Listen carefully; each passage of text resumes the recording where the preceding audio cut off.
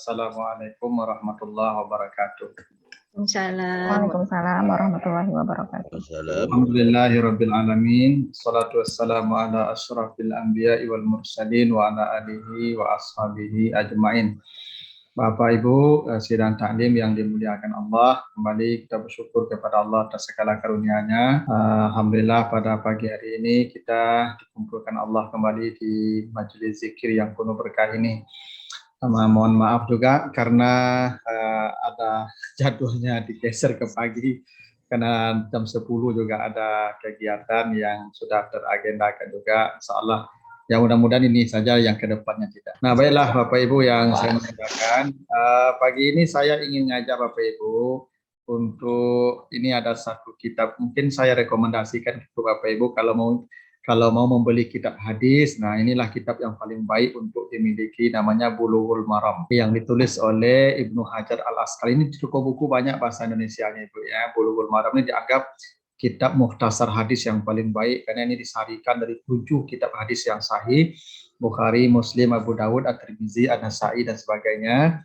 Dan ini sudah terverifikasi oleh para ahli hadis dan dianggap sebagai mukhtasar hadis yang paling baik. Dan karena kalau Bapak Ibu baca Sahih Bukhari, pertama terlalu tebal, yang kedua belum tersistematisasi dengan tema-tema. Kitab Muslim juga begitu, ya Sunan Ibnu Majah semua begitu.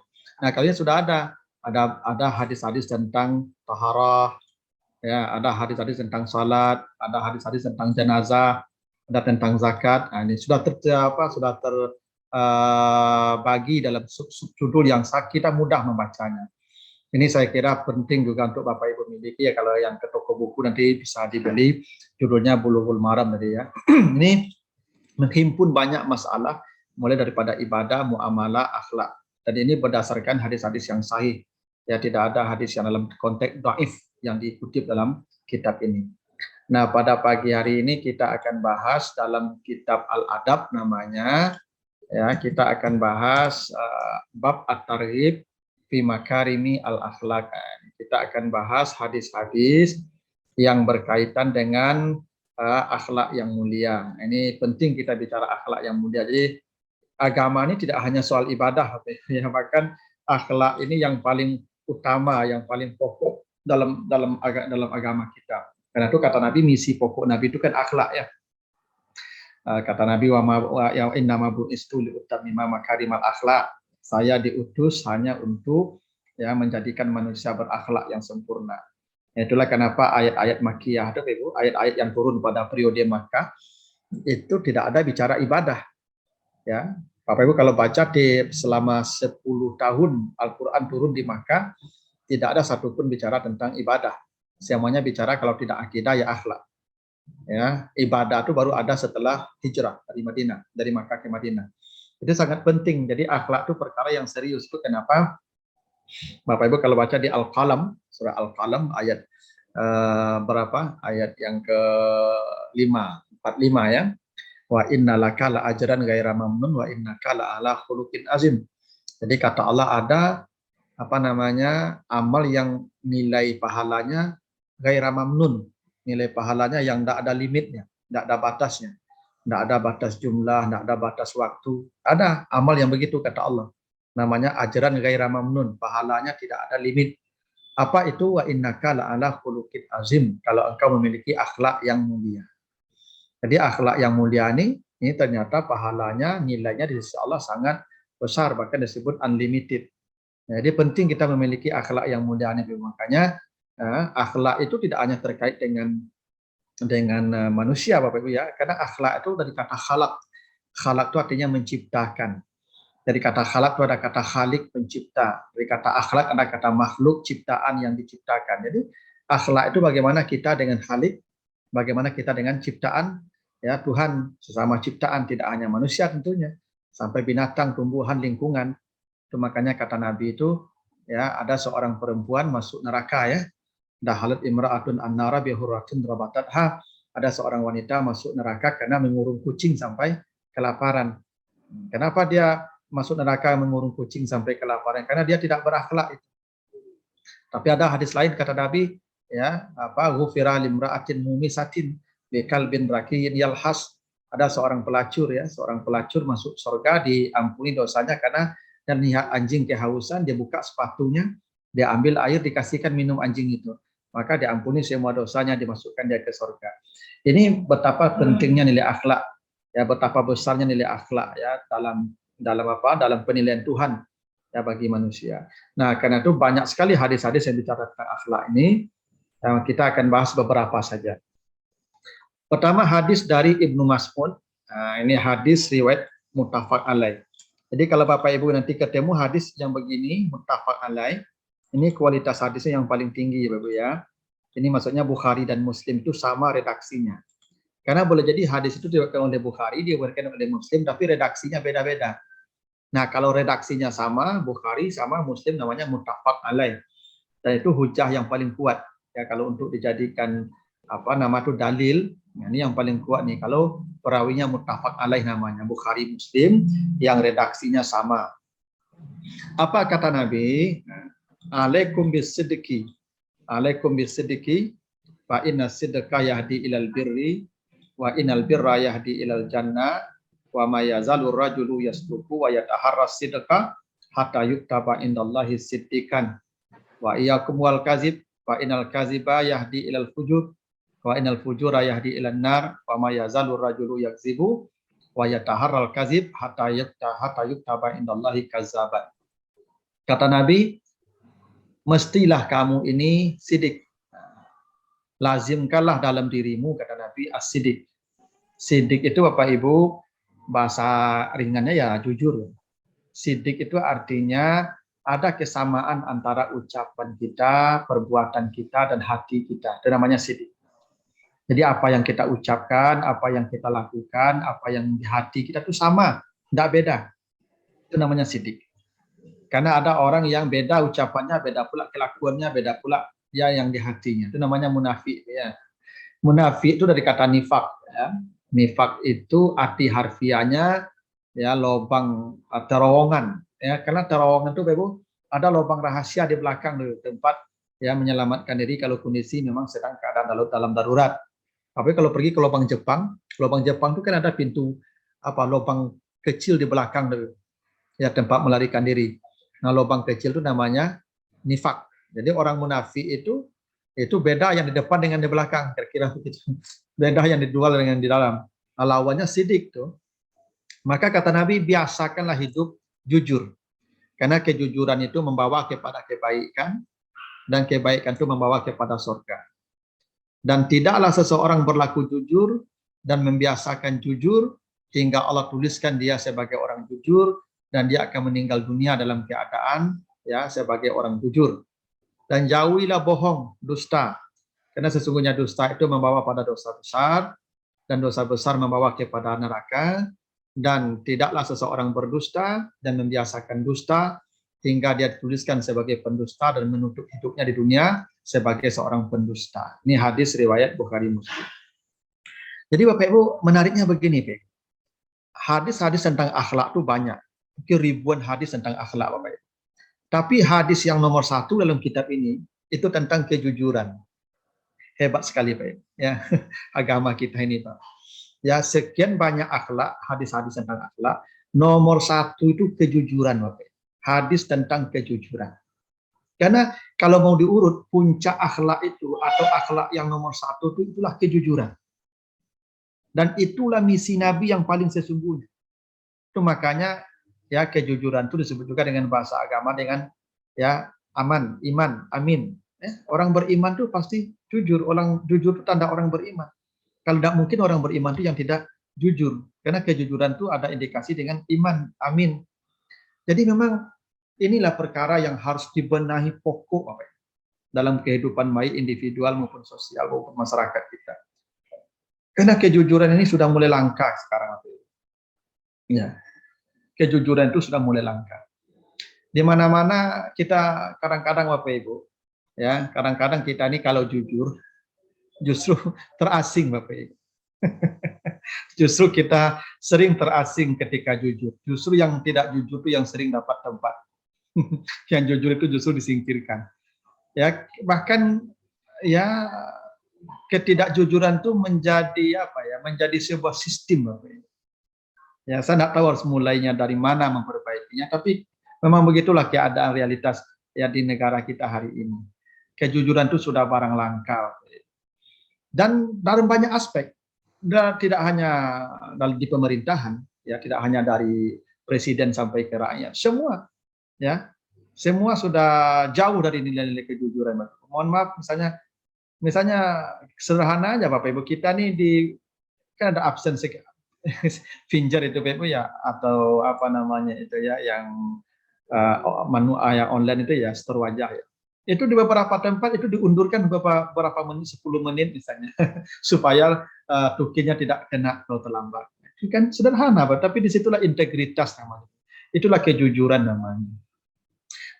Dan ini barang langka. Bahkan dulu ketika UN, ujian nasional, justru di sekolah tuh diajarkan ketidakjujuran.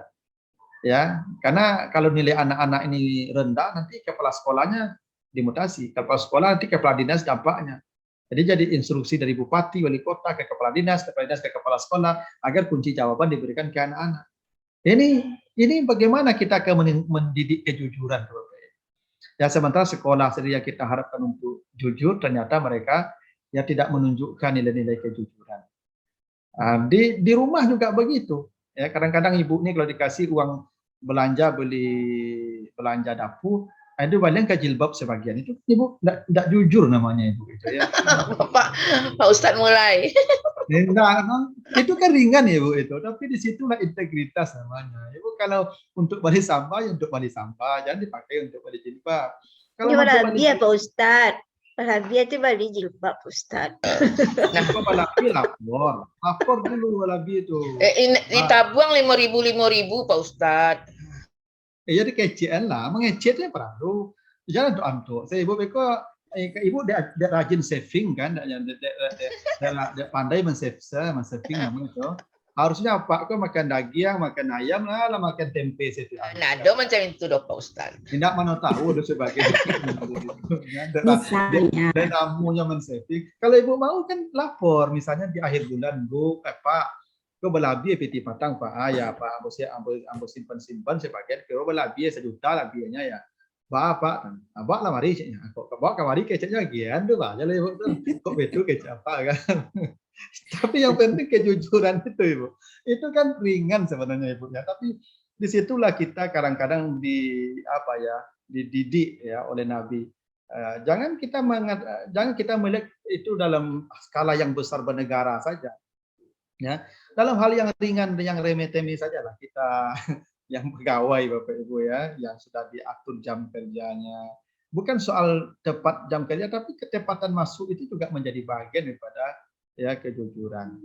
Nah, jadi ini ya yang pokok akhlak nih Bapak Ibu. Saya yakin kalau semua orang sudah jujur Bapak Ibu, itu tidak perlu mobil tidak perlu dikunci, rumah tidak perlu dikunci itu. Itu kenapa dulu Umar bin Abdul Aziz itu Bapak Ibu. Ya Umar bin Abdul Aziz itu kan 2 tahun saja jadi penguasa. Tahun 99 sampai 101 Hijriah. Itu khalifah yang jadi legenda sepanjang masa. Karena kejujuran dia, keadilan dia. Ceritanya kalau Bapak baca nanti di kitab Tarikh Al-Khulafa. Itu Jalaluddin As-Suyuti itu menulis ada riwayat. Itu pada masa Umar bin Abdul Aziz itu Bapak dan Ibu, kalau diserakkan uang di jalan emas, tidak ada yang akan mengambil itu. Bukan berarti semua orang kaya pada masa itu, tetapi tertanam kejujuran di hati rakyat. Kenapa rakyat jujur? Karena pemimpinnya jujur. Rakyat itu jujur karena pemimpinnya jujur. Umar bin Abdul Aziz itu ada sebuah cerita yang sangat populer. Dia itu pada suatu hari, suatu malam dikunjungi oleh keluarganya. Ya dia kan namanya khalifah tuh ada rumah dinas. Datanglah keluarganya malam-malam. Ditanya, kita mau bicara urusan keluarga atau urusan negara? Nah, keluarganya menjawab kita bicara urusan keluarga. Maka dipanggil semua pegawai, tolong matikan lampu-lampu di istana ini. Gelap. Tanya keluarganya, kenapa kita bicara dalam gelap? Apa kata Umar bin Abdul Aziz? Karena minyak lampu ini dibelikan dari uang rakyat. Tidak layak kita menggunakan fasilitas negara untuk urusan keluarga. Itu integritas Bapak Ibu. Itu kejujuran. Makanya Bapak Ibu yang ada plat merah, Pak, Jadi buatlah hari Sabtu Minggu berjalan je lah. Ikut kadang-kadang plat merah aku Sabtu Minggu berjalan je.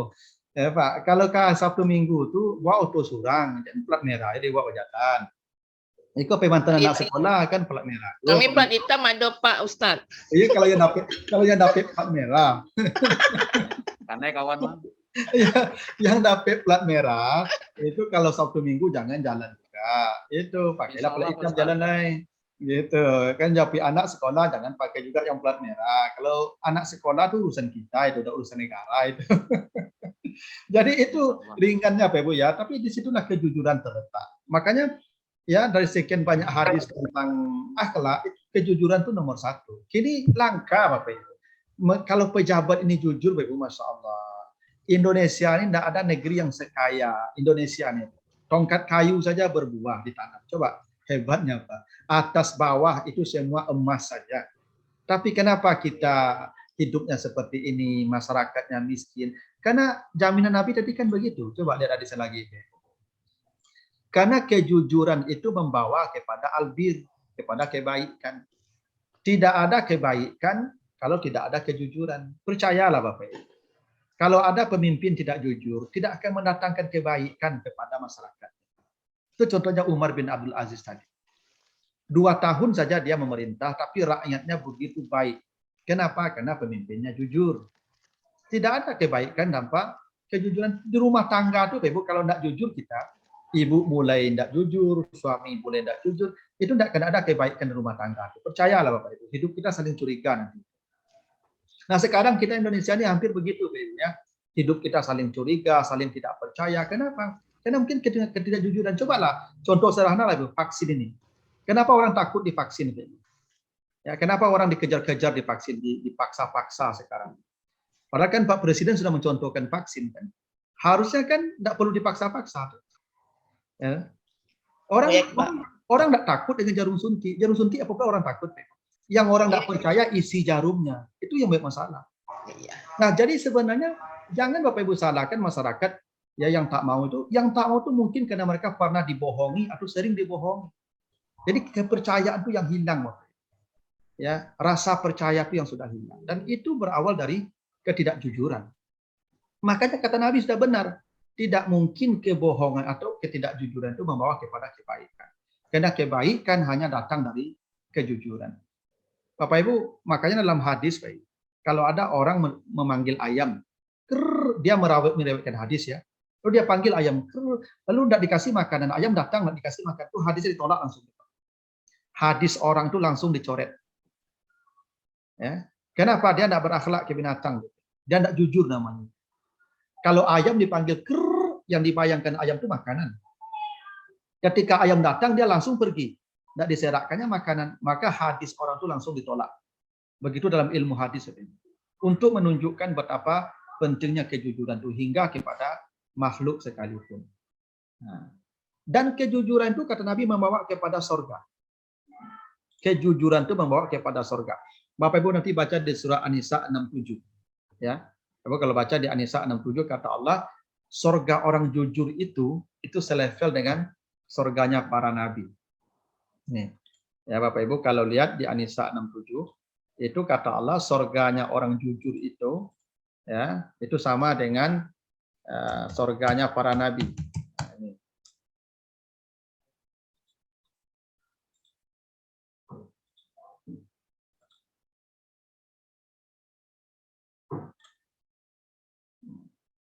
Bukan 67 PB ya. An-Nisa 69. Kata Allah, faulaika ma'al ladzina an'ama Allah 'alaihim minan nabiyyin was-siddiqin wasyuhada. Nih. Jadi para nabi, para siddiqin, orang-orang jujur dan para syuhada itu satu tempat surganya. Coba bayangkan Ibu, betapa nilai kejujuran itu tinggi sekali, bukan hanya di dunia. Orang yang jujur ini sama surganya dengan para syuhada dan para nabi. Ini ya, makanya kata Nabi, kejujuran itu membawa kepada surga. Hanya kejujuran yang mengantarkan orang ke surga. Lalu kata Nabi, ya, seseorang kalau jujur dan membiasakan jujur dalam hidupnya, Allah akan catatkan dia sebagai orang jujur dan mati dalam keadaan jujur. Ini penting ya, Pak. Kita ini kalau mati, Ibu akan meninggalkan nama. Makanya ada pepatah bijak kan, gajah mati meninggalkan gading. Ya, harimau mati meninggalkan belang. Manusia mati meninggalkan nama. Dan hanya orang jujur yang meninggalkan cerita baik bagi orang yang setelahnya. Itu makanya ajaran gairah mamnun tadi di surah Al-Qalam tadi. Ada orang dapat pahala yang non-stop. Pahalanya non-stop. Kenapa? Dia jadi cerita baik bagi orang yang setelahnya. Bapak Ibu, kalau kita meninggal dunia kelak, lalu mahasiswa kita menceritakan perilaku baik kita, menjelaskan tentang bagaimana integritas kita selama mereka mengenal kita, maka selama itu kita akan dapat pahala, Bapak Ibu. Dan bahkan mereka menjadikan kita inspirasi hidup mereka. Itulah yang disebut pahala yang gairah mamnun tadi. Kalau Bapak Ibu jadi contoh baik bagi orang yang setelah kita. Itu kenapa penting Bapak Ibu. Bapak Ibu kalau nanti baca di surat Asy-Syu'ara, Nabi Ibrahim itu berdoa begini doanya Bapak Ibu ya. Bapak Ibu bacalah doa ini ya, doa Nabi Ibrahim ini. Ya. Ini di surat Asy-Syu'ara ayat 84 nih. Ini Bapak Ibu baca doa Nabi Ibrahim ini ya. Wa ja'al li lisana sidqin fil akhirin. Ini doa Nabi Ibrahim ini, Pak. Ya Allah, jadikanlah saya cerita baik bagi orang yang hidup setelah saya. Ini penting nih Bapak Ibu. Kita hidup ya bukan hanya mati kita selesai enggak. Kita hidup ini akan menjadi contoh bagi orang setelah kita Bapak Ibu. Maka Ibrahim berdoa, ya Allah, jadikan saya cerita baik bagi orang yang hidup setelah saya. Ya. Saya banyak menemukan orang-orang tuh Bapak Ibu yang sampai ya sekian generasi menceritakan tentang dia. Kami kalau di sini di UIN ini ya kan ada namanya Pak Sanusi Latif, ada namanya ya Pak Mansur Malik. Itu selalu menjadi cerita baik bagi orang-orang di sini. Bagaimana kejujurannya, integritasnya, kesantunannya, kelembutannya, pengayumannya itu kemudian diceritakan ke pegawai, diceritakan ke dosen untuk jadi contoh. Dan mereka dapat pahala terus Bapak Ibu. Ya. Nah, ini ya yang disebut dengan apa? Manusia mati meninggalkan nama, meninggalkan cerita baik. Nah, makanya orang jujur akan menjadi cerita baik kata Nabi. Kalau dia mati, Allah catatkan dia mati dalam keadaan jujur dan dia akan menjadi cerita baik bagi orang yang setelah. Abu Bakar tuh Bapak Ibu As-Siddiq. Coba Bapak Ibu, berapa banyak orang di dunia setiap hari menceritakan Abu Bakar? Berapa banyak pahala Abu Bakar Bapak Ibu? Karena Abu Bakar itu kenapa diceritakan? Karena dia jujur. Ya, karena kejujuran itu maka disebut siddiq tadi kan. Nah, Abu Bakar itu diceritakan di setiap generasi. Selama Abu Bakar diceritakan jadi contoh, jadi teladan, dia akan dapat pahala terus sampai hari kiamat. Itu pentingnya akhlak tadi itu Pak Ibu. Ya, bukan hanya akhlak untuk kita hidup di dunia dihargai orang saja, enggak. Dengan akhlak yang baik kita akan menjadi teladan bagi orang yang setelah kita. Nah, itulah kenapa ya, Nabi mengatakan orang yang biasa jujur akan dicatatkan sebagai orang jujur dan dia akan meninggal dalam status orang jujur dan akan menjadi cerita yang baik bagi orang yang setelahnya. Dan jauhilah bohong. Bohong ini jauhi kata Nabi. Iyakum, jauhi bohong. Karena sesungguhnya bohong membawa kepada dosa besar. Ini Pak Ibu. Bohong itu Pak Ibu walaupun kecil tapi nanti berujung dosa besar. Begini Pak Ibu, orang kalau berbohong sekali, dia akan berbohong lagi menutupi bohong yang pertama tadi. Percayalah Bapak Ibu. Ya, kini orang berbohong di HP kok paling santiang HP. Apalagi yang banyak utang ku penduto Bapak Ibu. Ya, kata Nabi ya jauhi hutang karena hutang itu kedustaan, kebohongan. Orang kalau berhutang Bapak Ibu baca penduto. Saya lah Bapak Ibu. Nah, di HP orang banyak penduto gini Bapak Ibu. Enak kan ada ya, orang teleponnya kan. Gimana aku? Kamu sedang di luar kota gini. Padahal di Padang di rumah ya Pak Ibu. Di luar kota kecilnya. Bila orang ke, ditanya celai kan, atau baru tulis celai ikut rumah. Bila orang ke, oh Patang, baru tulis celai itu. Jadi siapa ini? Baru tulis celai ikut rumah. Asal ditanya dari ini baru tulis dari ikut. Yakin apa ini? Asal ditanya, nyokap baru tulis itu makanya kalau bohong itu kata Nabi akan membawa kepada dosa besar. Pasti itu Pak Ibu. Ya, bohong itu membawa dosa besar. Makanya kadang-kadang ada ibu-ibu ini sebagian yang ya dia supaya anak kau tidak menurui, supaya cucu kau tidak menurui, kadang berutuh tuh. Tidak boleh tuh Pak Ibu ya. Tidak boleh berbohong sekecil apapun berbohong itu tidak boleh. Hanya 3 bohong yang boleh Pak Ibu, yang dapat pahala tuh 3 saja bohong yang dibolehkan. 1 bohong dalam perang. Jadi kalau ada orang tawuran cakap banyak tuh, waktu dikaja ada orang lari menyuruh nampak dah Pak. Tanya ada orang lari situ Pak. Enggak boleh jujur tuh, Pak. Kalau jujur nanti hilang nyawanya. Menyelamatkan nyawa orang tuh boleh berbohong.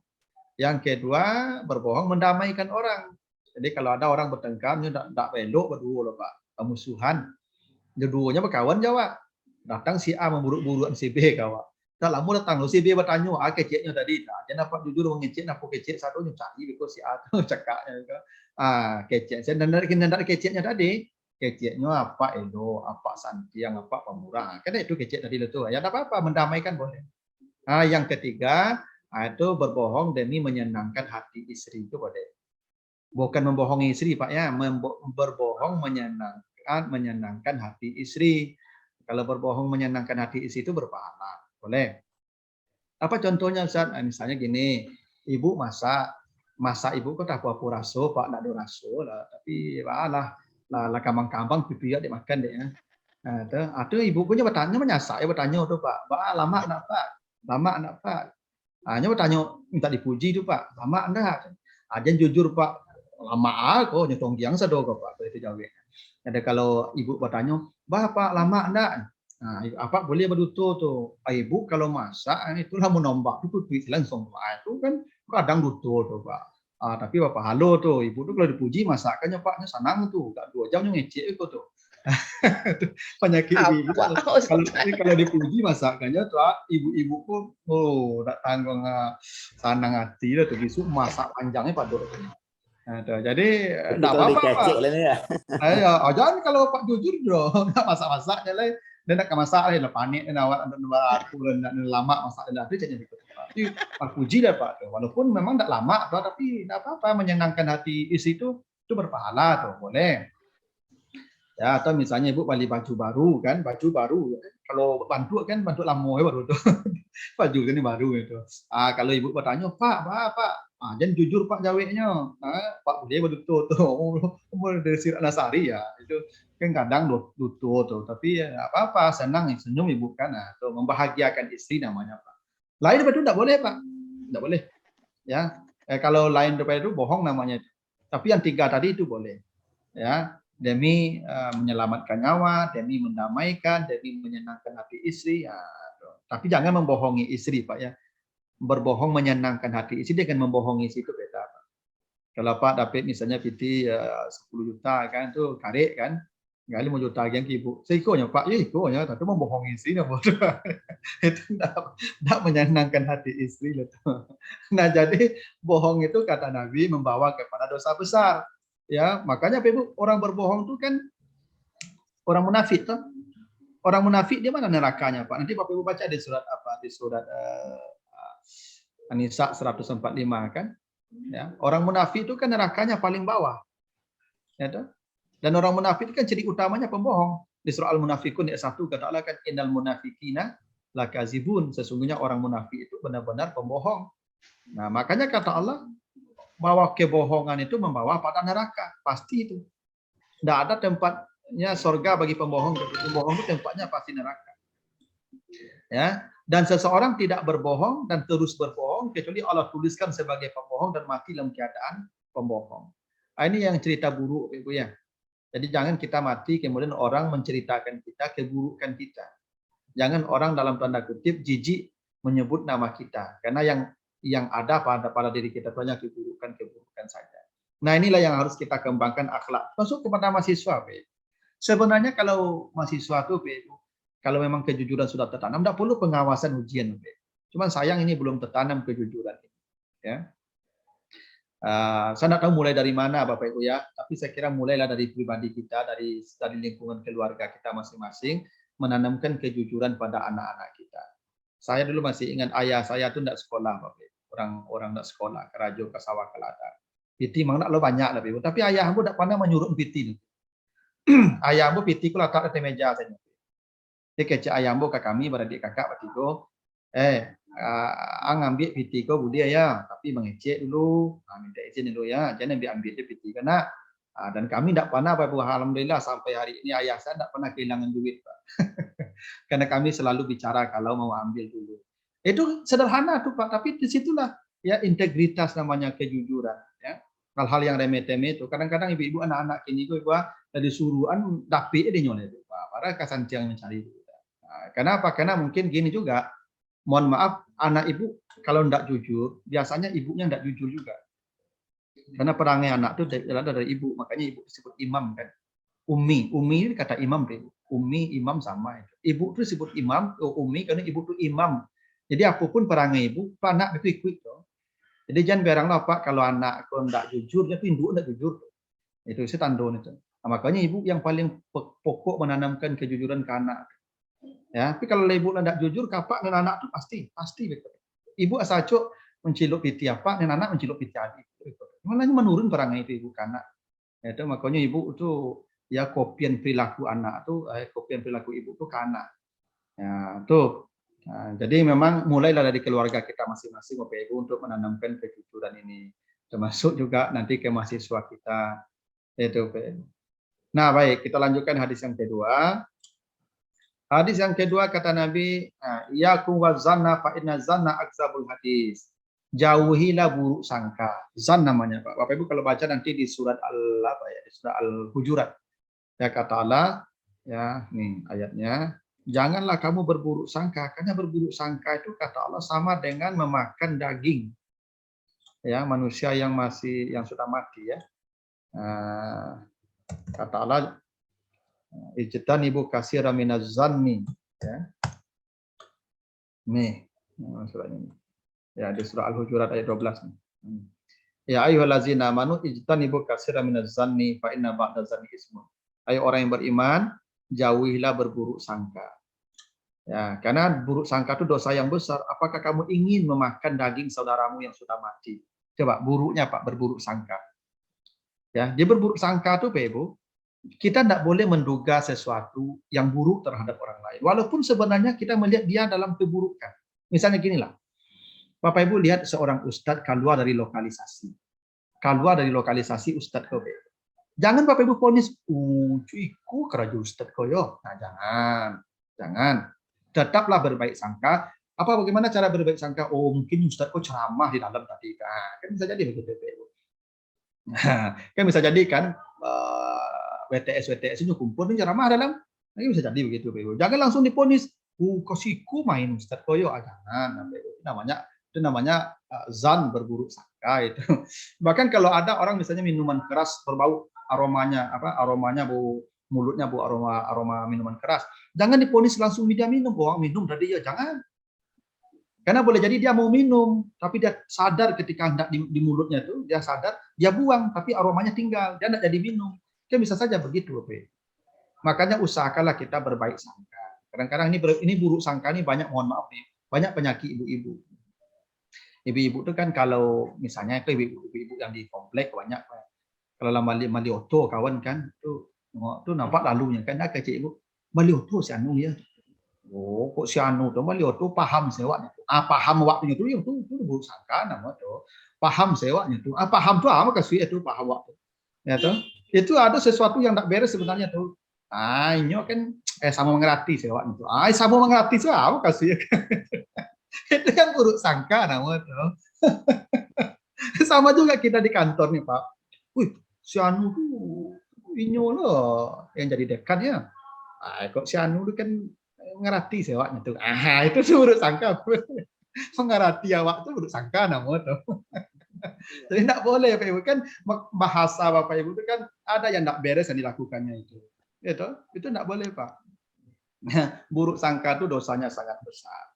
Ya, maka yang paling perlu berbaik sangka. Mungkin pegawai negeri misalnya dapat balioto pajero. Berbaik sangka lah. Mungkin dia dapat warisan dari nenek moyangnya kan, dapat warisannya dari apaknya kan. Jual warisan itu balioto, tidak dari gaji loh. Kan kadang-kadang curiga capek tuh. Gimana dapat PT-nya? Kerja itu ya jadi dosen surang, moto pajero, rumah rancak. Ambo ragu ya, ambo kok itu buruk sangka nama itu. Ambo ragu itu buruk sangka nama itu. Tidak boleh tuh. Ya. Kadang-kadang ada ibu-ibu tuh kalau lewat orang kalau yoto baru kan panjang muncul tuh. Itu tuh buruk sangka namanya tuh, panjang muncul tuh. Ya kan? Nah, itu. Jadi jangan Bapak Ibu berburuk sangka karena buruk sangka itu dosa besar. Makanya kata Nabi akzabul hadis tadi. bohong itu dosanya besar. Berburuk sangka itu lebih bohong lagi dari bohong. Coba. Makanya kata Nabi kan begitu tadi itu. Nih, jauhilah buruk sangka kata Nabi, fa innahu ya akzabul hadis namanya. Nih, seburuk-buruk dusta. Jadi dusta yang paling buruk. Jadi berdusta itu sudah dosa besar. Tadi ya neraka tempatnya. Tapi ada lagi yang lebih buruk, yang lebih bohong daripada bohong. Apa itu? Berburuk sangka. Nah, jadi Bapak Ibu kalau ada hal-hal yang mungkin ya mengandung kecurigaan kita, maka tetaplah mencari baiknya. Jangan terlalu cepat kita ya berprasangka buruk kepada orang. Tidak boleh, dosanya besar. Kalaupun dia sudah terbukti melakukan kesalahan, ya tetap juga kita tutupi. Jangan kita buka. Kalaupun sudah terbukti misalnya, tidak boleh juga kita membukanya kepada orang lain. Itu akhlak yang mulia namanya. Ya, tetap berbaik sangka. Baik. Kita baca hadis ketiga, nanti setelah kita kalau ada diskusi, kita mulai diskusi dulu. Yang ketiga kata Nabi, hadis dari Abi Sa'id Al-Khudri, hadis Bukhari Muslim juga nih, muttafaq alaih. Kata Nabi, iyyakum wal julus bituruqat. Jauhilah duduk-duduk di pinggir jalan. Nah, ini akhlak nih Bu ya, jangan duduk di pinggir jalan. Ya. Ini kebiasaan, mohon maaf lagi nih, kebiasaan ibu-ibu juga kalau sore nih, kalau sore buat cucu keluar rumah duduk di jalan bersama-sama. Enggak boleh tuh Ibu. Enggak boleh duduk di pinggir jalan, enggak berakhlak namanya itu. Ya, karena kalau duduk di pinggir jalan tuh dosa mato, dosa mului itu banyak Ibu kalau duduk di pinggir jalan itu. Cobalah Ibu kalau duduk tepi jalan misalnya. Nah, Ibu kalau duduk tepi jalan, lalu orang ya ada naik motor misalnya kan, suami istri misalnya. Duduknya jarang-jarang kan ada ibu-ibu kok ya Pak, ya suami kok kalau naik Honda duduknya coba tunisan dah Ibu. Cik mengko cik lakang kan berjarak duduknya. Kalau mau 50 kan duduk coba tunisan Pak. Kalau baru-baru dulu kan yo rangko. Nah, kalau mau 50 kalau coba tunisan kok. Ketika nampak orang lewat duduk di Honda coba tunisan tuh, pakai cik komentar kawan kau yang duduk di jalan kok cakak tidak, itu bercakak gitu. Enggak. Tuh Ibu lah buruk sangkut lah. Dia nampak orang situ, kau cakak lah mungkin malah, kau tak bedok kau teko. Tuh gara-gara duduk tepi jalan tuh Ibu. Ya, atau duduknya mesra mana Ibu? Ya, pardu apa aku kan, pagui apa. Oke Ibu tuh mau diawak sih. Enggak dosa itu. Ya kan? Enggak ada nedok duduk tepi jalan dulu Ibu. Ya, asa lamu duduk tepi jalan Ibu, pasti dosa banyak. Percayalah kan. Ya, dosa mulut banyak, dosa makro banyak. Ya. Pokoknya asal duduk tepi jalan tuh komentar pasti banyak. Sebab beragam bentuk orang yang lalu. Percayalah. Ya. Makanya kata Nabi jauhi duduk di pinggir jalan. Saya tuh enggak tahu Pak, kenapa di Padang nih kok di sepanjang jalan tuh lebih pelanta-pelanta basi Pak. Pasti ada punya ide tuh Pak. Ya, tahu mulai. Itu tak boleh tuh Pak. Mana diagi orang fasilitas untuk berbuat maksiat. Ya namanya duduk tepi jalan tuh pasti tak ada elok aku pemandangannya tuh, mato ndak elok, atau mulut ndak elok komentarnya begitu. Jadi menggaduh orang lalu tuh. Ya. Apalagi kalau namanya anak bujang-bujang duduk tepi jalan itu kan banyak yang ganggu orang itu lalu tuh. Ya nah. Kalau dengan gadi duduk tepi jalan situ loh Pak mengganggu orang lalu. Ya, bahkan ada yang lebih hebat lagi, ndak duduk tepi jalan, lo senam tepi jalan. Ada ibu-ibu gua kalau sore-sore nampak ibu di Ambon di air dingin ibu menturun Ibu. Toko-toko bangunan tuh gambar apa banyak. Itu biasanya ibu-ibu sore-sore itu tuh senam sama-sama di buku tepi jalan tuh Pak. Ya kan bedek musik kancang-kancang pakai senam lah kan namanya Pak. Pakai senam kok ya sampi kan. Oh ibu kok goyang-goyang tepi jalan tuh. Itu Nabi pada duduk tepi jalan tuh Pak, goyang-goyang tepi jalan tuh. Sehingga apa yang lalu tuh lebih marem kendaraan Pak. Ambo lalu tu pasal marem kendaraan ambo karena orang marem di Mongko tu marem di belakang Pak. Karena orang Ibu. Jadi kan banyak masalah Ibu tu Pak. Jadi ibu-ibu jangan senam-senam tepi jalan tuh, tak boleh. Ya kalau senam Ibu cari ya. Satu lo Ustaz ya. Iya dia marem, orang di marem satunya Pak. Caranya kan bener enggak marem karena Pak orang itu alasan lampu marem di situ. Cari kesempatan Ustaz. Ya kan banyak masalahnya tuh. Jadi ibu-ibu kalau mau senamlah di indoor, cari di tempat yang tertutup, jangan di tepi jalan tuh. Ya duduk tepi jalan saya tidak boleh, apalagi ibu bergerak ya bernari-nari di pinggir jalan tuh. Dosanya besar itu, tidak boleh. Ya kata Nabi duduklah, jangan duduk di pinggir jalan, gitu. Tidak boleh duduk di pinggir jalan tuh Pak. Sana ya kecuali ada kecualinya. Sahabat bertanya, tidak ada tempat duduk ya Rasulullah. Nah, ini kata Nabi kan, malana buddun min majalisana natahaddatsu fiha. Kami kebetulan tidak ada tempat duduk ya Rasulullah, hanya di pinggir jalan itu dan kami harus duduk. Nah, kata Nabi, fa amma iza abaitum, kalau engkau tidak punya pilihan lain kecuali hanya duduk di situ, tidak ada tempat duduk, itu tempat duduk di jalannya, tapi jalan lo maduk lo ke jalan. Maka kata Nabi, fa'atu at-tariq haqqahu, maka berikan hak jalan itu. Berikan hak jalan. Ma haqquhu ya Rasulullah? Apa hak jalan ya Rasulullah? Satu kata Nabi, hak jalan itu kalau engkau mau duduk di pinggir jalan, satu, raddul basar, tundukkan pandangan matamu. Nah, ini Bapak Ibu kalau duduk di tepi jalan, maduknya ke bawah. Matu tu nak boleh ke jalan maduk lo, ke bawah matu tu aduan. Nah, bahaya Bapak Ibu tu. Bapak Ibu kalau duduk tepi jalan kata Nabi, hak jalan tu raddul basar namanya ni. Ya, jangan mata itu ke jalan menghadap. Badan tidak apa pakai jalan tapi matanya ke bawah, tundukkan. Nah, kan tidak mungkin tu Pak, namun duduk tepi jalan. Dan ratu-ratu orang duduk kalau duduk tepi jalan kan cuci mata. Mata ke tundukkan ke bawah tu dah jadi cuci matanya. No? Itu. Nah, makanya kalau duduk tepi jalan tu Nabi mata ke bawah. Tak boleh mata maduk ke orang lalu dulu. Kok kayu duduk tepi jalan. Yang kedua kaful azza, jangan mengganggu. Ya Pak. Ya kalau Bapak Ibu di tepi jalan tu duduk jangan mengganggu, termasuk perilaku kita jangan mengganggu orang, jangan norak. Kalau mau ada anak adik-adik duduk tepi jalan Bapak Ibu, mau sorak-sorak duduk tepi jalan dia mah. Kadang kala itu singgung memancing orang lalu mencari kawak, tak boleh. Itu ndak kaful azza namanya itu. Jangan melakukan sesuatu yang membuat orang terganggu dalam perjalanannya. Kayak ibu-ibu senam tadi, namanya senam hari-hari kan? Ya, hari-hari itu senam itu. Kalau nak hari-hari dah lama senam lo. Apa-apa mendengar suara ibu hari-hari itu gimana? Panjang lo kepalanya kan? Itu namanya ndak kaful azza lah tu. Ya, kalau duduk di pinggir jalan jangan mengganggu orang. Yang ketiga raddus salam kata Nabi. Kalau engkau duduk di pinggir jalan jawab salam.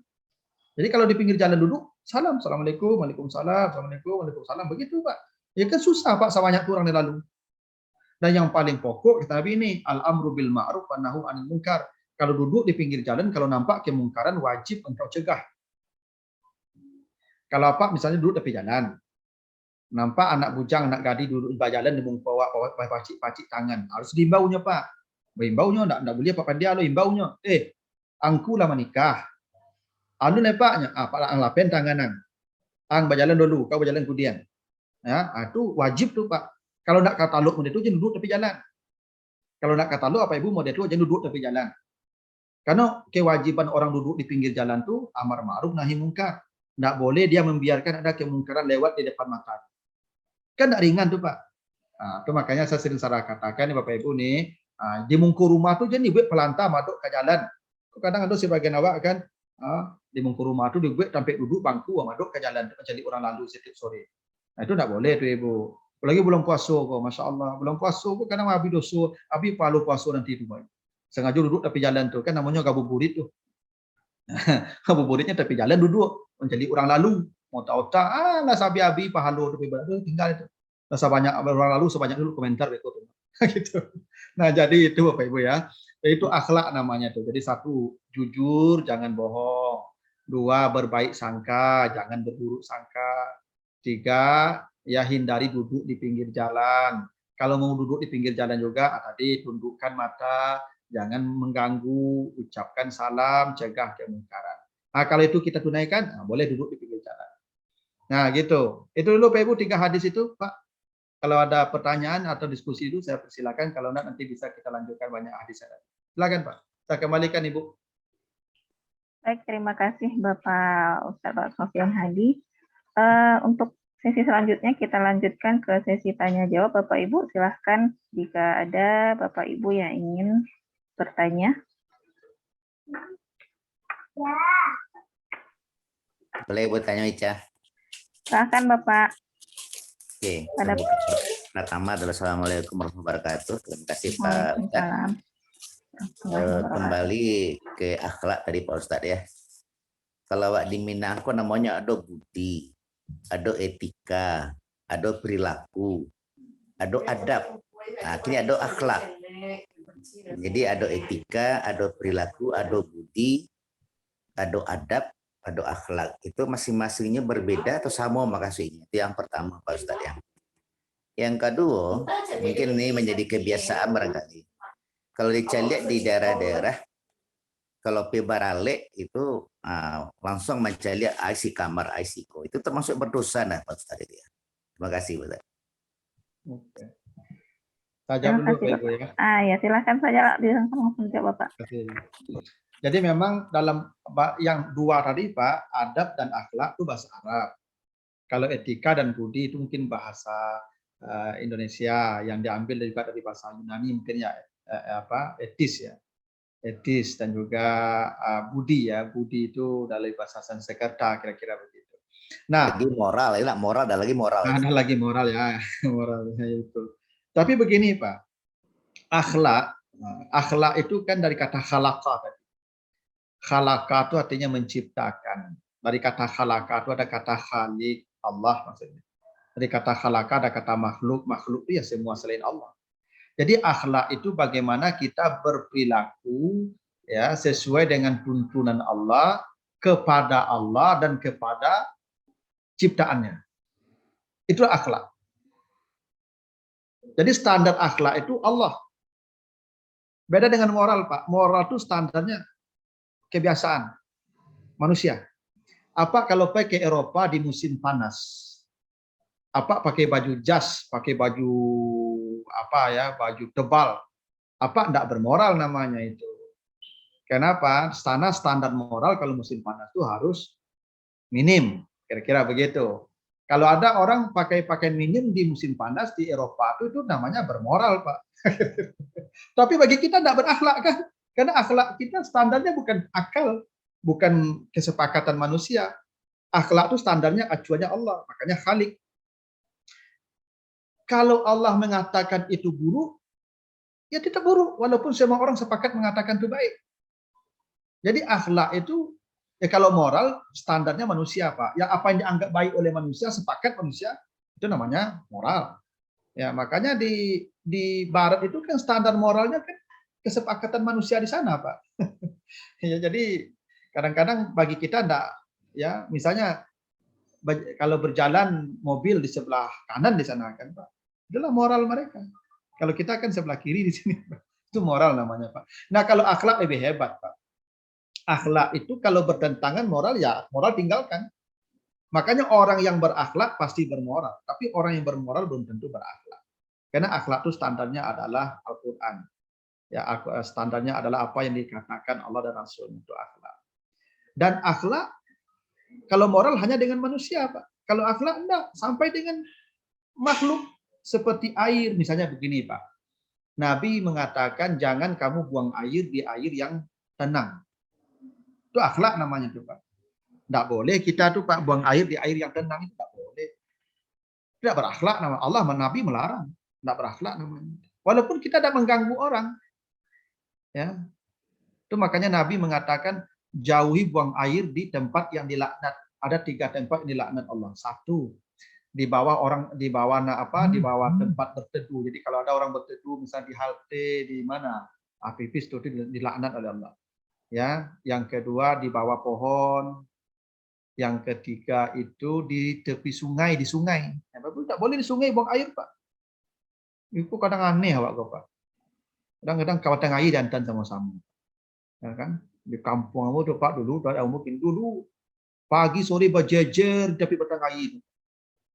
Nyata sambil mota buang air sama-sama. Itu makanya batang air di awak Pak asal masuk kampung rusak langsung air itu. Padahal Pak di negara-negara barat tuh jangankan buang air, meludasi ke sungai tidak boleh. Nabi melarang begitu, tidak boleh. Dilaknat Allah buang air di sungai, di batang air itu, apalagi di air yang tak mengandung. Saya pernah ke Payakumbuh Pak. Kamu sasak buang air, mau tanya ke orang, Bu, Pak, di mana WC kau? Tunjuk tuh Pak aja. Mau cari pondok Pak, dari kolam. Kiranya buang air sembe Pak. Itu dari kolam tuh saya bawa pelantung-lantung ke bawah tuh Pak. Ikan kadang-kadang menanti di bawah. Oh enggak boleh buang air di situ tuh Pak. Air tenang tuh enggak boleh. Itu maka air dawakku dicabut. Makanya air banyak dawakku tapi mahal air Pak. Terus nikmat air dicabut karena awak tidak bisa menghargai nikmat air. Nah, enggak berakhlak nama itu Pak. Jadi buang, makanya Ambo kadang kalau berenang di kolam renang itu Pak, Ambo malih berenang sama-sama Pak. Makanya Ambo kalau pergi berenang di kolam renang itu kalau KBG itu Pak, Ambo jam 7 masuk lah, jam 7 orang masuk lah. Jam 9 dah tiba orang pulang lah Pak. Ambo kata Ambo ndak buruk sangkul, Ambo calik-calik Pak. Ambo kalau berenang di kolam renang Pak, 10 menit saya berenang tuh sasak Pak teman. Ke kamar mandi Pak. Iku ada orang tuh lah saja berenang ndak kalau kaduanya Pak. Di mana Bang Ayi itu? Tadi mana sih dalam Ayi itu Pak. Ya kan? Alah ngek sih dalam Ayi itu. Bayangkan Pak, kau 200 orang sa gale seorang di situ campan 200 orang Pak, barang turun tuh Pak. Itu mandi tuh sama-sama itu kan berakhlak namanya. Ya memang itu sederhana tuh akhlak tuh Pak.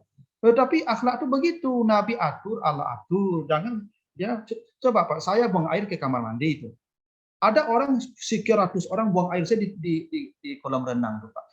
Tidak berakhlaknya kamu namanya itu Pak. Pernah lampu tadi lah ke kamar mandi, nah situ saja. Nah, itu makanya kadang ada ibu-ibu kok bawa anak ketik kan ada kolam renang anak-anak Pak. Anaknya kalau mari ke induknya, ma pipis, kecil induknya situ salah. Itu ibu kecian kanak tuh. Ya, beko kalau pipis beko kecian kamar ya ke kamar mandi. Jadi ketik diajarnya berakhlak Pak Ibu. Itu ringan tapi di situ akhlak. Jadi akhlak itu Pak Ibu tinggi sekali, lebih dari moral. Ya, makanya ini yang paling pokok, makanya namanya dalam agama itu akhlak. Nah, ada lagi yang lebih hebat daripada namanya adab. Adab itu ada keindahan. Kalau akhlak soal benar salah. Kalau adab indah. Adab itu indah, Pak. Itu makanya orang Minang itu beradab dan berakhlak lah, Pak. Nen kurit undi. Ya, nen merah sago. Itu bahasanya Pak ya.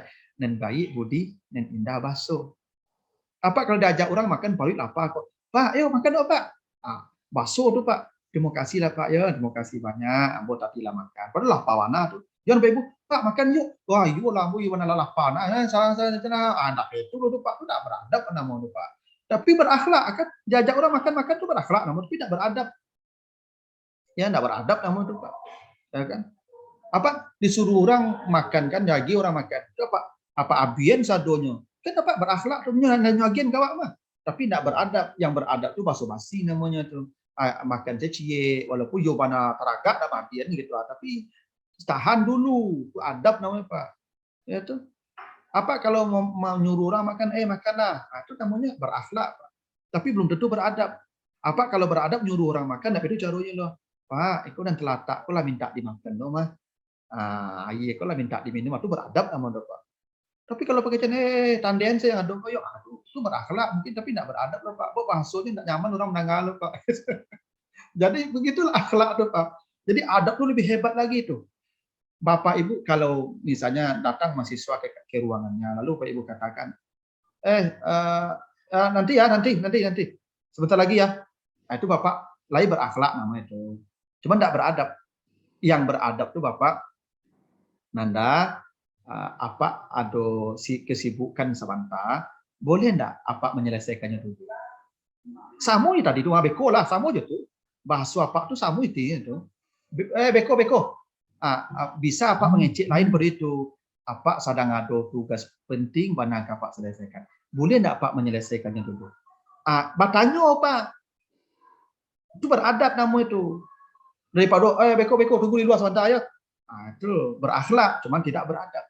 Karena adab itu keindahan. Begitu. Kalau suami yang beradab tuh kalau menyuruh istrinya, Bu, boleh minta tolong ambil air minum. Itu beradab nama Pak. Tapi kalau tolong minum Cik, itu rendah adab itu. Apa? Minum. Itu tidak beradab nama Pak. Itu kan tergantung. Ya kan seni indah Pak. Jadi begitulah cara kita. Yaitu saya pernah punya guru Pak. Profesor Dr. Atok Muzahar itu Pak. Dia kalau kuliah Pak, pantangannya tuh HP hidup Pak. Jadi kalau HP bunyi itu pantangannya tuh Pak.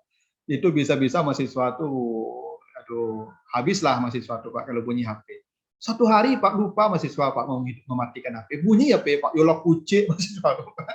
Lah pucik apa anak kan? Diambilnya HP dah Pak tuh. Oh ya, mohon maaf Nanda ya. Saya lupa mematikan HP saya. Padahal HP lah mati tuh, tapi itu bahasanya Pak. Anakku terpukul hebat Pak, tapi tidak sakit hati orang deknya. Ya, bisa aja dikecet. Angela tidak mengerti yang kecil, ada yang suruh batin meja apa yang pakang ya. Itu lain batu aja Pak, cuman kan tidak beradab. Jadi adab itu lebih tinggi lagi tuh Pak. Itu makanya kami dulu diajar Pak, sebelum belajar tuh ada adab, al-adab qablal ilmi, itu bahasa kaminya. Adab itu sebelum belajar, sebelum ilmu adab dulu. Tidak ada gunanya ilmu kalau tidak ada adab. Gitu. Biarlah ilmu sedikit tapi adabnya banyak ketimbang ilmunya banyak tapi tidak ada adab. Jadi adab tuh ada keindahan. Makanya adab tuh ya bahasa apa fakultas adab tuh fakultas sastra artinya ya. Karena sastra itu keindahan ya. Jadi memang keindahan itu dari bahasa Pak. Bahasa itulah menentukan kualitas pikir orang. Jadi orang ini tingkat intelektualnya dilihat dari bahasanya. Semakin tertata baik bahasanya, semakin indah bahasa, bukti semakin terdidik dia dengan baik. Coba lihat orang yang tidak terdidik, orang tidak sekolah, pasti bahasa tidak teratur. Pasti. Bahasa itu fakultas sastra itu fakultas adab dalam bahasa Arab. Jadi adab itu puncak ketinggian Pak. Ya apa boleh berang dia mahasiswa, tapi berang itu indah itu maka orang Minang harimau di dalam, kambing tampak. Nah, itu yang adab namanya itu Pak. Ini harimau sebenarnya kok, tapi kambing keluarnya Pak. Nah, itu yang namanya adab Pak. Itu yang kini kok tidak banyak orang punya itu Pak. Akhlak banyak orang punya, tapi adab tidak banyak orang punya itu. Gitu. Nah, itu bedanya Pak. Kalau budi, ya itu budi itu kan budaya berakal Pak. Apa yang dikatakan akal baik, itulah hasil itu budi namanya Pak. Tidak selalu orang berbudi itu berakhlak tuh. Karena akal itu bisa berubah-ubah Pak. Dulu Pak, di Minangkabau kalau ada perempuan pakai celana panjang, buruk dulu Pak. Tidak berbudi itu Pak. Dulu perempuan pakai celana panjang tidak berbudi dulu Pak. Karena akal manusia ketika itu mengatakan buruk. Kalau kini tidak ada biasanya Pak. Perempuan pakai celana panjang biasanya. Kenapa? Sudah berubah standarnya. Standarnya sudah berubah. Karena itu akal. Nah, budi namanya Pak. Budaya. Dari kata itu muncul kata budaya itu. Nah, hasil kreasi akal kita namanya budaya. Budi. Hasil ya apa yang dianggap akal baik. Dulu tato itu buruk Pak. Orang kalau bertato cakep orang Pak. Kini menantu apa tato bagai? Ya Pak. Orang bertato biar di menantu bagai. Karena orang bertato itu orang hebat, artis bertato kan. Nah, itu budi namanya Pak. Ya kan? Akal. Nah, gitu Pak. Ya kalau etika kan sama dengan adab itu Pak, etis, sesuatu yang dianggap indah. Tapi etika mungkin tidak selalu ukurannya Al-Qur'an, hadis. Etika itu bisa jadi ukurannya kesepakatan manusia pada tempat tertentu atau lokasi tertentu. Nah, yang kedua melihat isi kamar. Sebenarnya tidak boleh Pak. Adab kita itu tidak boleh. Kata Nabi begini, ada sebuah ungkapan populer. Kalau engkau masuk ke rumah orang, masuklah dalam keadaan buta. Kalau kamu keluar dari rumah orang, keluarlah dalam keadaan bisu. Itu ajaran agama kita Pak. Kalau masuk ke rumah orang, masuklah dalam keadaan buta. Jangan lihat isi rumahnya. Itu buta maksudnya itu. Memang ada sebagian ibu-ibu Pak kalau masuk ke rumah kawan, dapurnya pareso, kamarnya pareso, kamar mandinya pareso. Ah, itu bakunya cerita kapak pulang di rumah. Ngendak do tampilnya kecil mah. Pak balik kau Pak nampak itu Pak balik kau Pak nampak. Ah, tu aku apa kadang berang ke ibu tu. Jangan pergi ke situ je ke situ aja ibu. Tu kadang bapak dulu lah kesal yang tahu. Ibu kalau lapai ke rumah orang preso sadonya. Abeku ndak do pasang di rumah. Tentu apa lawan kita jangan kira kadang-kadang. Makanya ibu kalau masuk ke rumah orang tu jangan di pareso. Termasuk isi kamar orang tu aku no preso. Ada aku no preso lah. Atau baikku kan jadi cerita di luar. Misalnya kamar pengantin lah Pak. Nampak ibu cacat-cacat. Kau cerita rumah. Ya, kayu lah, tapi sempili baralik. Aku, si kamarnya deh. Nanti itu ibu. Nah, pasti ibu mencari itu, kok cerita waktu itu. Itu makanya kata Nabi itu masuk ke rumah orang dalam keadaan buta, keluar dalam keadaan bisu. Yang cerita nampak, antuk simpan saya kok nampak ya, Pak. Gitu. Itu tidak beradab namanya. Baik Pak, gitu. Silakan kalau ada yang lain. Ibu, silakan Ibu. Ya, terima kasih Bapak atas jawabannya. Ini dari sudah ada yang resen pada Pak Subhan. Pak Subhan dan Pak Wismet, kita persilahkan dulu Pak Subhan ya Bapak. Wismet itu. Ada Pak Subhan dipersilahkan.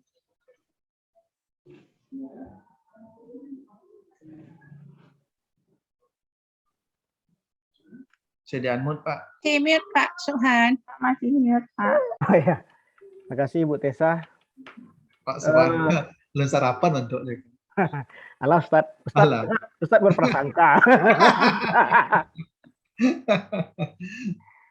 Jadi itu Ustaz, mungkin yang terkait hadis tadi ya, yang pertama masalah tidak jujur itu, apakah itu nanti juga menjadi sebab bagi halalnya rezeki yang kita terima. Misalnya kita guru ya, tapi kita banyak menyuruh siswa tidak jujur misalnya kan, atau pekerjaan-pekerjaan lain lah seperti polisi misalnya kan. Nah, apakah itu menjadi sebab nanti dari rezeki yang kita terima itu halal atau haram? Kemudian yang kedua, ya mungkin sifat manusia itu kan memang lemah ya. Jadi kalau berprasangka itu sangat mudah sekali gitu. Jadi kalau dibaca-baca juga kalau di buku-buku sufi, Ustaz, kita sebaiknya juga menjaga diri gitu supaya tidak menjadikan orang berprasangka. Misalnya kita pegawai pemerintah misalnya kan, nah kita harus menjaga supaya kita tuh tidak bergaya hidup mewah, karena kalau gitu kan nanti orang menjadi mudah berprasangka gitu. Sekira itu juga perlu supaya tidak dari satu pihak saja gitu ya. Jadi yang melihat gitu disuruh berprasangka baik, kita sementara kita yang dilihat tidak menjaga diri gitu, tidak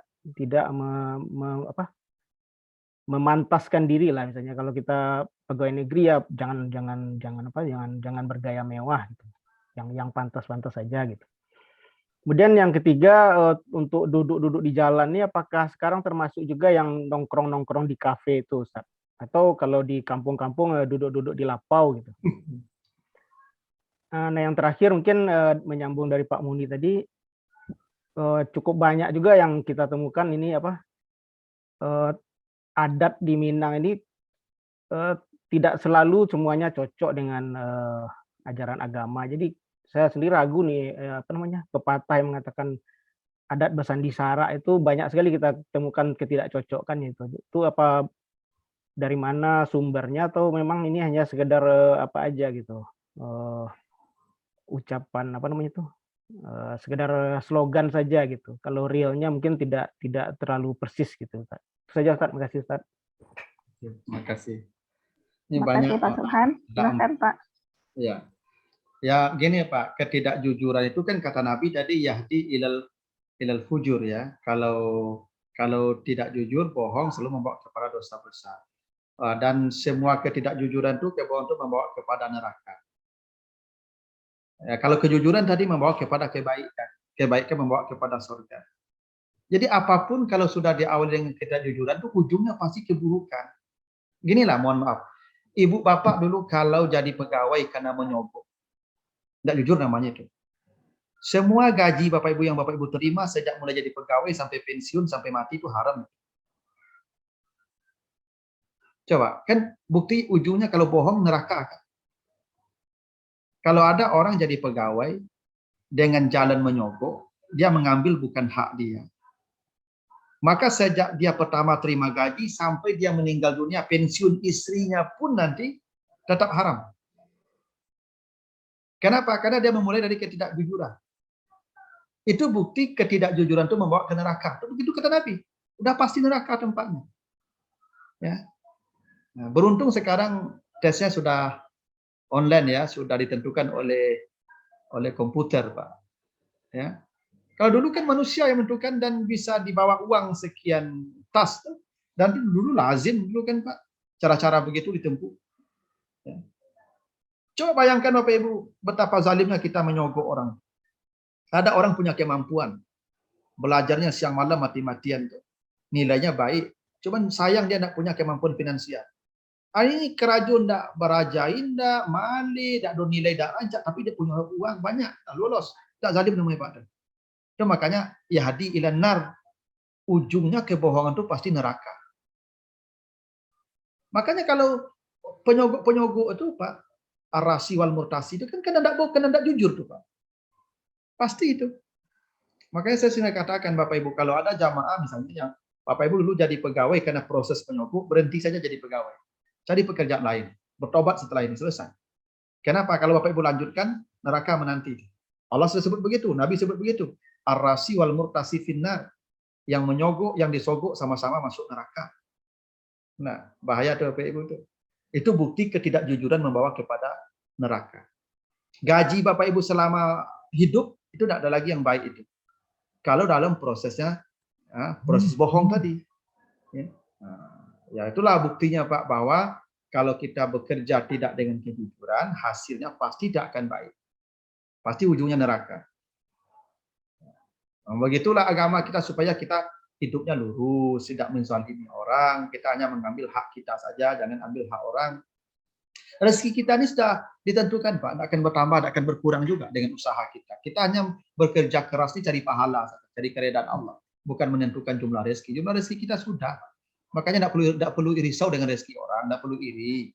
Karena dia memang banyak dikasih Tuhan. Tidak perlu sombong pula dengan kelebihan kita, karena memang Allah yang kasih kita banyak, bukan pandainya kita cari rezeki. Gitu Pak. Jadi betul, kalau orang tidak jujur rezekinya dipengaruhi mempengaruhi rezekinya, iyalah pasti itu. Itu buktinya tadi kata Nabi itu, ar-rasi wal murtasi finnar itu. Yang menyogok dan yang disogok sama-sama dalam neraka, karena dia mengawali karirnya dalam ketidakjujuran, dalam kebohongan. Nah, gitu. Nah, apalagi kalau mau jadi pejabat harus menyogok pula Pak, harus bayar store sekian. Aduh, Masya Allah. Lagi yang mau jadi polisi, ya jadi polisi misalnya mohon maafnya harus bayar sekian puluh juta. Waduh, itu sampai pensiun nanti gaji itu haram semua tuh Pak. Ya, haram semua itu. Ya. Betapa bahayanya Pak ya kebohongan itu kan. Itu kan kebohongan Pak. Gitu. Lalu soal prasangka, ya ini gini Pak Ibu, prasangka itu sesuatu yang ya buruk. Misalnya gini, dia kaya, dia pakai rumah mewah, mobil mewah, lalu kita berprasangka mungkin ini orang ini bermain di proyek atau itulah bahasa sederhananya gitu. Ada tuduhan-tuduhan yang tidak baik yang kita alamatkan kepadanya. Ya, itu yang namanya prasangka. Ya, kalau yang baik enggak lah. Ya, kalau yang tidak baik, yang dia tidak senang kalau itu kita sampaikan kepada. Jadi berprasangka itu maksudnya kita menduga tentang yang tidak baik dari dia. Seperti tadi misalnya kan dia nampak kita keluar dari suatu tempat, lalu kita katakan dia mungkin habis berbuat maksiat di sana, itu yang tidak boleh. Ya mungkin kalau dia rumahnya mewah, mungkin dia korupsi, itu tidak boleh. Itu Pak. Nah, tentu juga kitanya Bapak Ibu ya jangan mengundang orang berprasangka baik, betul. Tapi kan itu hak orang Pak untuk menikmati hidup. Karena kata Allah, fa'ama bi ni'mati rabbika fahadis kan. Kalau nikmat Tuhanmu boleh ditampakkan. Gitu. Jadi Bapak Ibu yang sudah mampu beli mobil, belilah mobil. Itu fahadis namanya itu. Enggak apa-apa, fahadis namanya. Ya yang memang bisa beli rumah bagus belilah. Tapi jangan bermewah-mewah. Kan yang enggak boleh itu seribu Pak. Berlebih-lebihan. Yang berlebih-lebihan itu yang baik. Yang pokoknya kitanya Pak, jangan berprasangka buruk pada orang. Tetaplah berprasangka baik. Jangan menduga-duga yang buruk-buruk tentang seseorang. Itu bahasa sederhananya. Ya. Lalu sama Pak, duduk di kafe, duduk di lapo, asalkan di pinggir jalan. Dan memang kafe-kafe di pinggir jalan. Lapo-lapo di tepi jalan, Pak. Intinya duduk di pinggir jalan. Sama saja. Ya, asalkan menghadap ke jalan. Nah, tapi di kafe-kafe itu sebenarnya Bapak Ibu atau di lapo itu memang bukan akhlak Islam. Dulu umat Nabi Lut dihancurkan Allah karena memang suka di kafe. Jadi kafe itu Bapak Ibu ya, itu tradisi umat Nabi Lut. Ya. Nah, ini saya lihat ayatnya ya. Jadi umat Nabi Lut dulu Bapak Ibu ya dihancurkan Allah itu memang mereka suka duduk di kafe. Mereka nongkrong di kafe. Ya. Itu makanya dihancurkan, dan di kafe-kafe itulah mereka banyak berbuat maksiat ya. Mana ini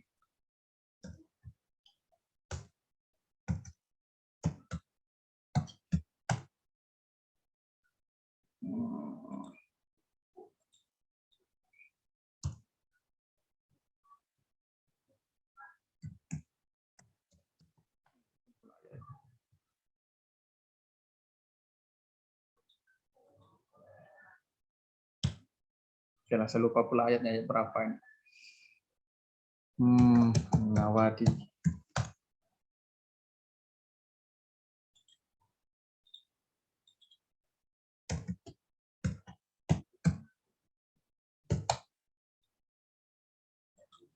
Kalau nanti saya carikan Bapak Ibu, ketemu pula ayatnya.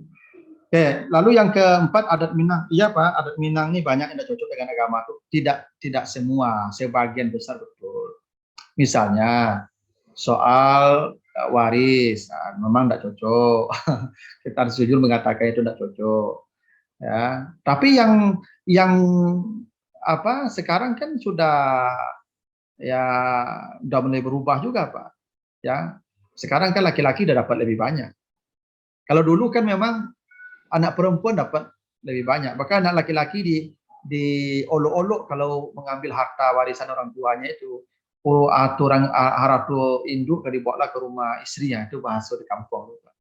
Padahal memang dalam sistem waris itu laki-laki dapat 2 kali perempuan. Nah, ini di Minang memang dulu perempuan lebih banyak dapatnya. Tapi dulu Pak, sekarang saya tidak tahu bagaimana praktek pembagian, karena dakwah sudah berkembang juga ke kampung-kampung.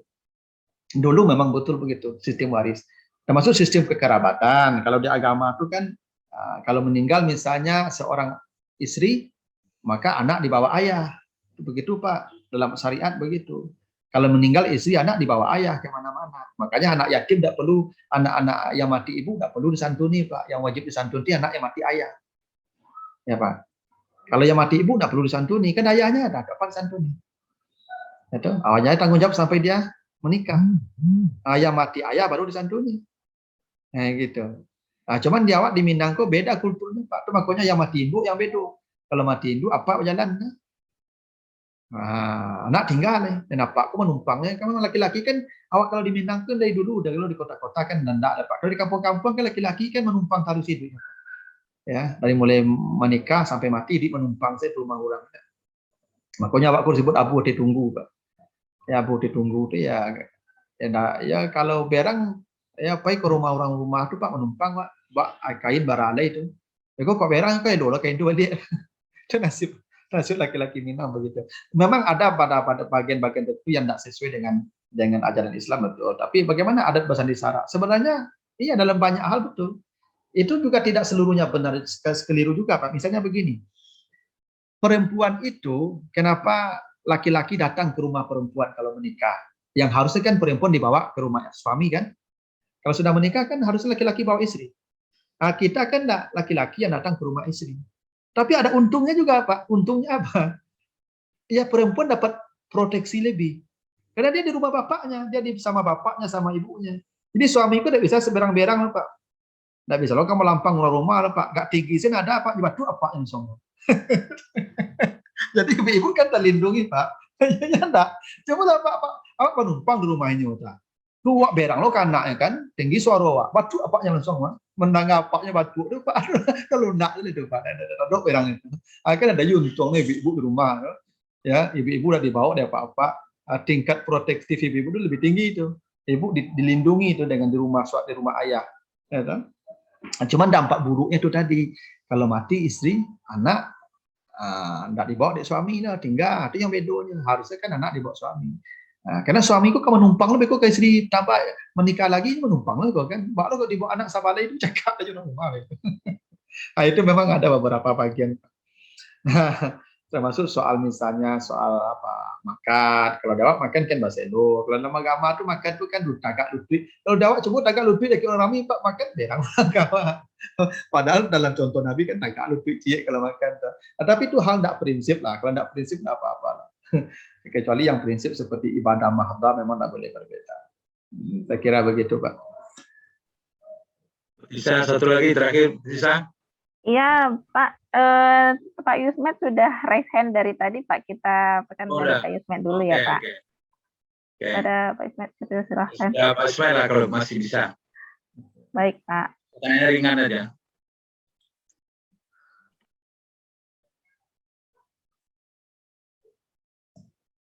Pak Yusmet, Bapak masih ingat. Assalamualaikum Pak Ustaz. Waalaikumsalam. Waalaikumsalam warahmatullahi wabarakatuh. Pertanyaan pertama itu menyangkut surat Al-Qalam yang menyatakan akhlak Nabi Muhammad. Innaka la'ala khuluqin azim. Ya, Ustaz ya. Ya. Yang saya tanyakan di sini, ini mewakili semua para nabi atau memang akhlak Nabi Muhammad lebih tinggi? Sementara ayat yang lain la nufarriqu baina ahadim min rusulih. Hmm. Ini tak penjelasan Ustaz. Kemudian yang kedua menyangkut ketidakjujuran tadi Ustaz ya. Ada pejabat yang terlibat sogok menyogok tadi. Mungkin ada beberapa orang yang dia loloskan jadi pegawai misalnya. Lalu yang sang penjabat sudah sadar dari perbuatannya, dia taubat. Sementara pegawai yang terlibat sogokan itu masih tetap lanjut dengan pekerjaannya. Ini kemana taubat dia Ustaz ya? Nah, itu saja Ustaz ya. Assalamualaikum warahmatullahi wabarakatuh. Waalaikumsalam warahmatullahi wabarakatuh. Oke Pak, saya jawab. Tapi sebelum saya jawab tadi saya yang pertanyaan yang ada jawaban tadi. Ini Bapak Ibu ya, tentang kafe tadi Pak. Sebentar Pak. Ini ada Bapak Ibu baca nanti di surat di surat Al-Ankabut ayat 28 ya. Al-Ankabut ayat 28 nih Pak. Jadi salah satu ya sebab umat Nabi Lut dihancurkan Allah itu wa ta'tuna fi nadikum. Mereka tuh senang membuat klub-klub kafe-kafe. Jadi nadi ini kafe-kafe Pak. Jadi kalau lamarak kafe-kafe Pak itu tanda maksiat banyak. Itu ciri-ciri negeri yang sedang dilanda maksiat itu Pak, banyak kafe, klub, naik klub, kafe. Ini Pak ya, ini Bapak baca lah ini di surat Al-Ankabut 29. Oke. Ya. Jadi saya di Padang kalau lamarak mana kafe-kafe gini Pak. Setiap sudut kafe-kafe. Itu tanda maksiat sudah banyak. Ya. Nah, jadi ya tadi di surah Al-Qalam ya kata Allah wa innaka la'ala khuluqin azim. Nih. Memang ini ditujukan ke Nabi Muhammad. Ya. Jadi Nabi Muhammad itu kata Allah akan mendapat pahala yang ini ghaira mamnun. Kenapa Pak? Kenapa Nabi Muhammad dapat pahala ghaira mamnun? Kita berbuat baik pada orang tua kita dapat pahala. Siapa yang mengajarkan? Nabi Muhammad. Dapat pahala beliau. Berapa banyak orang berbakti pada orang tuanya di dunia ini, Pak? Sampai hari kiamat. Kita misalnya menolong orang miskin. Siapa yang mengajarkan kita, Pak? Nabi Muhammad. Oh, dapat pahala pula kita sampai hari kiamat. Beliau sampai hari kiamat. Berapa banyak manusia yang membantu orang miskin, Pak? Siapa yang mengajarkan? Nabi Muhammad. Kita misalnya, Pak, menghormati orang tua, menghormati guru atau siapa, ya, berbuat baik pada orang, itu semua ajaran Nabi, Pak. Jadi intinya semua orang yang mengajarkan kebaikan pada orang atau yang mencontohkan kebaikan pada orang, maka dia akan dapat pahala selama ada orang yang mencontoh dirinya itu. Kita bersedekah, Nabi yang contohkan, Nabi yang ajarkan, maka Nabi dapat pahala sampai hari kiamat. Karena semua orang bersedekah sampai hari kiamat. Ini maksudnya wa innaka la'ala khuluqin azim. Nabi mencontohkan akhlak yang mulia. Disebabkan akhlak yang mulia itulah beliau kemudian dapat pahala yang tak putus-putus. Ya artinya sama saja. Makanya Bapak Ibu yang jadi guru, siapa yang diamankan Allah sampai hari kiamat kata Nabi? Orang yang mengajarkan ilmu kan? Karena Bapak Ibu menuntun anak-anak mengajarkan ilmu, lalu dia mengikuti kita, mengamalkan ilmu yang kita ajarkan, maka kita dapat pahala sampai hari kiamat.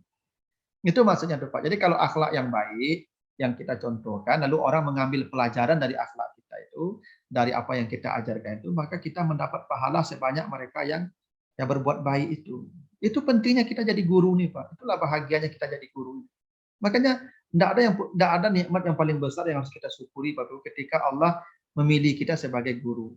Sering saya katakan begitu. Kadang Bapak Ibu jangan kecewa ya, walaupun kita tidak kaya, walaupun kita hidupnya tidak mewah, tapi kita dapat pahala non-stop Bapak Ibu.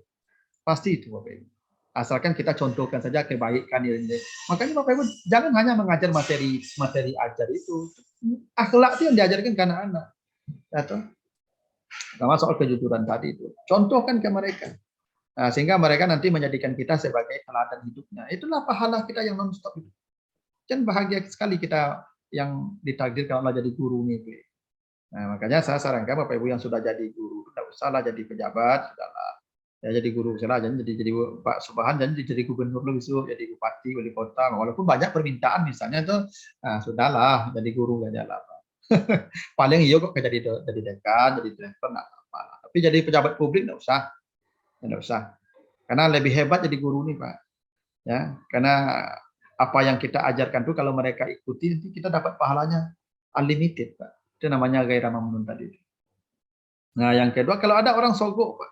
Dia lanjut, ya lanjut, nggak apa-apa. Kerjanya haram tuh Pak. Gajinya haram. Karena kan dia mulai dari yang haram tadi. Kalau mulainya haram, muaranya haram pasti itu Pak. Nggak dapat tidak itu. Kalau dimulai dengan yang haram, bermuara pada yang haram. Maka bohong bermuara ke neraka kan.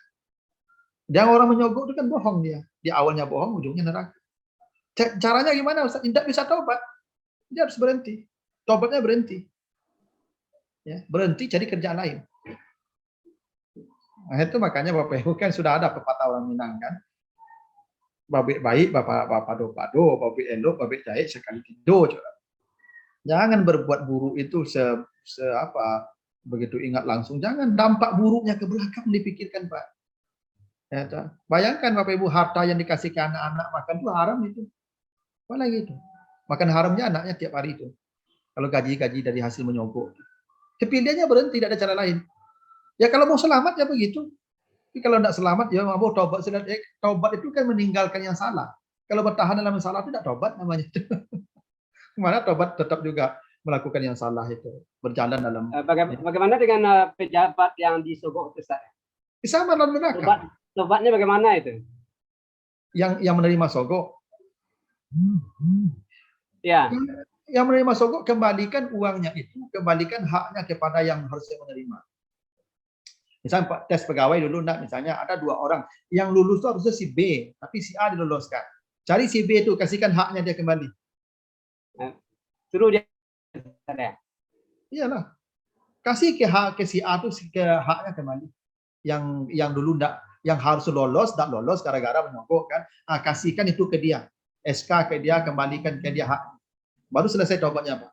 Malah terusan enggak bisa, enggak bisa, berhenti ya. Tak tamu orang tuh, minta kerelaan ke orang tuh. Dulu apa harusnya dulu Pak ya. Cuma nampur disogok orang dulu ya. Ambo gagalkan apa?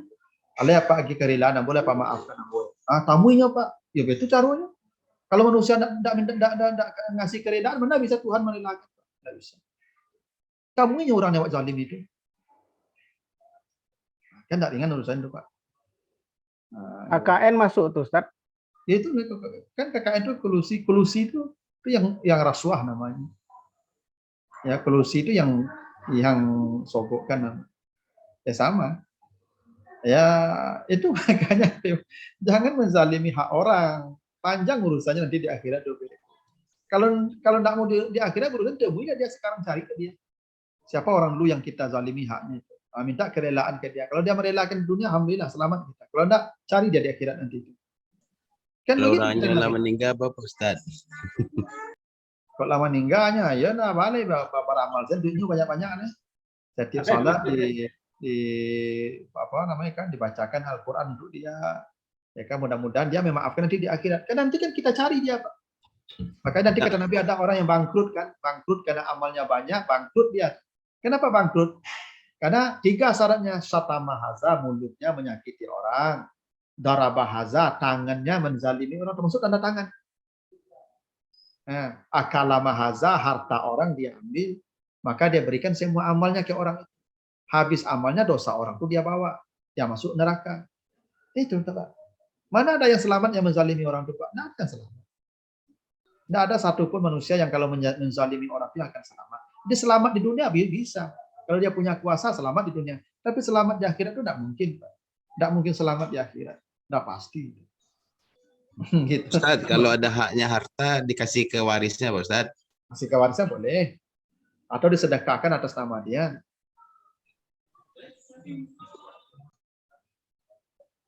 Gitu Pak. Silakan Ibu. Terima kasih Bapak.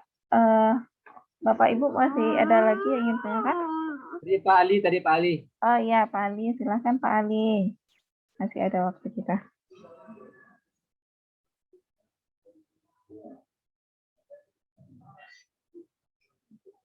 Belum terdengar suaranya Pak. Mute Pak.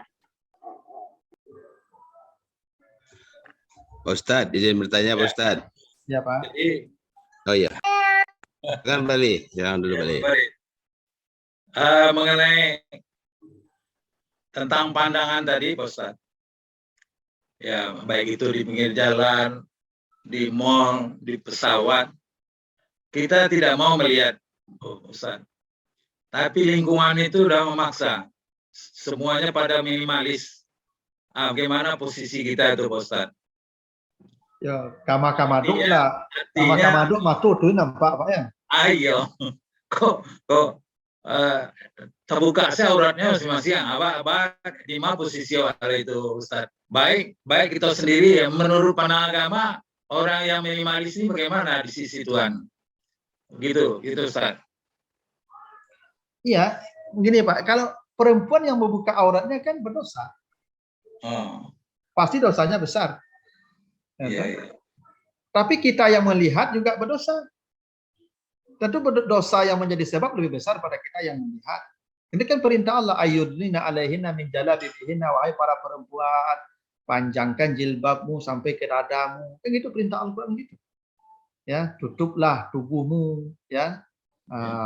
Panjangkan pakaianmu. Kalau ada yang melanggar dosa, yang melakukan yang melihat juga bersama berdosa. Cuma kadang-kadang kita memang sulit menghindar, misalnya kalau di pesawat, Iya. kan?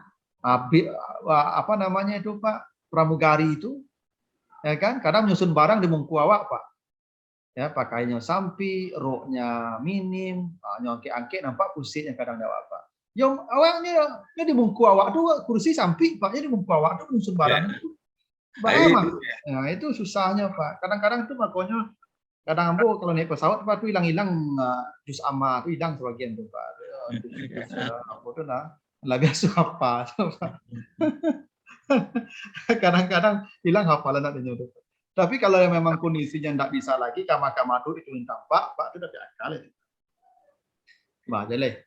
Makanya Nabi Musa dulu Pak ketika berjalan ke rumah Nabi Syuaib kan dibawa oleh anak Nabi Syuaib tuh Pak.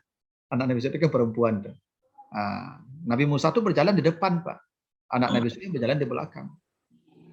Karena keberjalan di belakang perempuan tuh enggak baik. Kan Nabi Musa enggak tahu rumahnya. Iya, tapi dari depan dari belakang dituntun. Jadi cara menuntunnya Pak, diambil batu oleh anak Nabi Syuaib. Kalau belok kanan dilempar batu ke kanan, belok kiri dilempar batu ke kiri. Tidak ada suara Pak. Itu hebatnya anak Nabi Syuaib itu Pak. Ya, itu malu namanya Pak, rasa malu. Ya. Perempuan harus punya rasa malu. Perempuan yang buka-buka yang minim-minim itu tidak ada rasa malu lagi Pak. Malu mereka tidak ada lagi itu. Nah, ini yang susahnya tuh Pak. Ya, apalagi kadang-kadang di pesawat itu kan tuntutan profesi Pak. Memang dia dituntut berpakaian begitu. Katanya agar penumpang merasa betah nih pesawatnya. Yang kacaunya Pak di rumah sakit. Bapak Ibu kalau ke Pondok Indah tuh Pak, saya punya jamaah loh Pak. Di Pondok Indah itu Pak, ya katanya kalau mau melamar pekerjaan jadi perawat di situ harus siap pakai rok mini. Nah, harus pakai rok mini di sana Pak.